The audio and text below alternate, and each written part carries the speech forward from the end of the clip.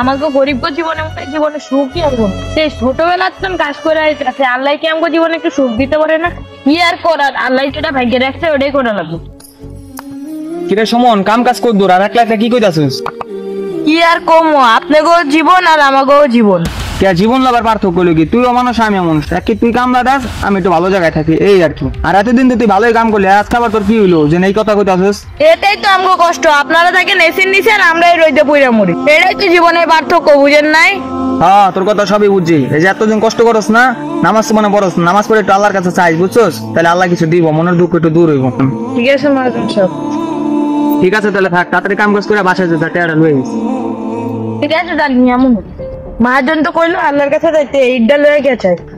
আল্লাহ এইটারে সোনার ইট বানায় দাও, আল্লাহ এইটারে সোনার ইট বানায় দাও। আরে কয়বারই তো চাইলাম, দেয় না তো। দূর এটার মাটির ইট বানায় দাও।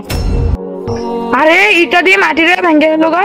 ইসিরে এলাই মনে হয় ভাইটা কইছিল ধৈর্য একটা ভালো জিনিস, আর একটু ধৈর্য রেখে যদি কইতাম যে সোনার ইট বানা দিতে, তাহলে মনে হয় আল্লাহ সোনার ইট বানা দিত। একবার কইলাম মাটির ইট বানা দিতে, আল্লাহ লগে লগে ইট বানা দিছে। আর কি করার বাসে বুঝছি, এই গরিবের দুঃখ আর কোনোদিন যাইবো না। যা একটা বড় লোক আর স্বপ্ন ছিল, এটা আমি নিজের হাতে মাটি করলাম।